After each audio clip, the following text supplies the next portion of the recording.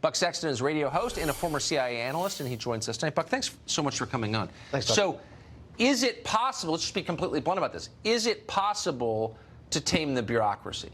No, I mean, they're the fourth branch of government, and there is a much more pervasive attitude in the federal government than I think a lot of people realize among the civil servant class. First of all, the Democratic Party is the party of the big state, and the state is the party of the Democratic Party. So there's a relationship between people that work for the government and the sense that they're going to be there forever. The Democratic Party supports them. They're the party they're more likely to be inclined. And we saw this with Hillary Clinton donations, by the way, in the last election cycle.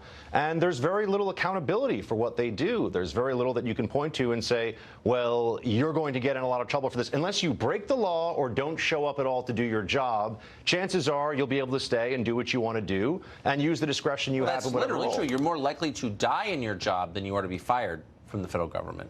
But, I mean, just take 3 steps back and assess, is this a greater threat to our democracy, undermining the democratic order, or is breaking into John Podesta's Gmail account, which is a graver threat? Well, I mean, I think this is a much bigger deal. And you've also seen this with the anonymous op-ed writer, that there are people around the president that he may not even really know are part of a kind of hashtag resistance. They believe that they're doing the country a favor by protecting us from the different things that he may say he wants to do or policies that he wants to enact. But that is fundamentally not their job, as you pointed out. And once you're talking about the federal bureaucracy, you look at places like the State Department, the EPA, there have been whole news stories written about individuals who cried when President Trump was elected and think that this is a grave threat to democracy and that they're doing the country a favor by refusing to enact policies that they disagree with. So they take it upon themselves. It's a kind of petty totalitarian mindset. And how do you root this out? How do you deal with it?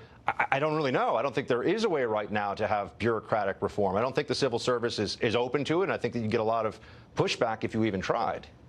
So I guess if it can't be fixed, the last thing you'd want to do is give more power to unelected bureaucrats. You want the power to reside with people who you have some influence over, elected officials, right? And yet in the past week, I've twice seen Democratic presidential candidates say that we should bypass Congress to enact gun control, to protect abortion, and to fight global warming. That we should just let the agencies do that. We should give the agencies more power. That's an attack on democracy when you say that, is it not? Yeah, and it's also showing you that there is a belief, and I think it's well-founded, that the bureaucratic agencies, the permanent branch of government that never really changes hands, the people that are going to be there for, in their minds, decades, tend to lean left. And so if you're looking to get things done that have the force of law but don't actually go through the legislative process, so as you point out, aren't actually accountable to the people, turn to the bureaucracies for the rulemaking. There's a lot of rulemaking that goes on that has the force of law, but that doesn't actually come from Congress. And that's something that people have been pointing to for years. Unfortunately, people sometimes like it when their side is in a position to do that. So we haven't had as much outrage. But in the Trump era, this has gone to a new level. This is something else. This is something different.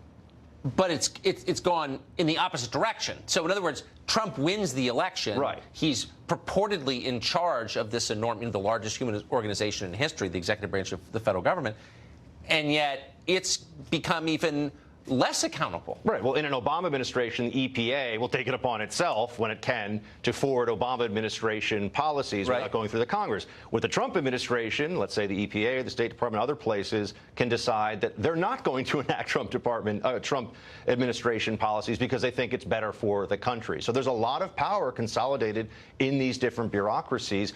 And how could they be accountable? Who really pays attention to them?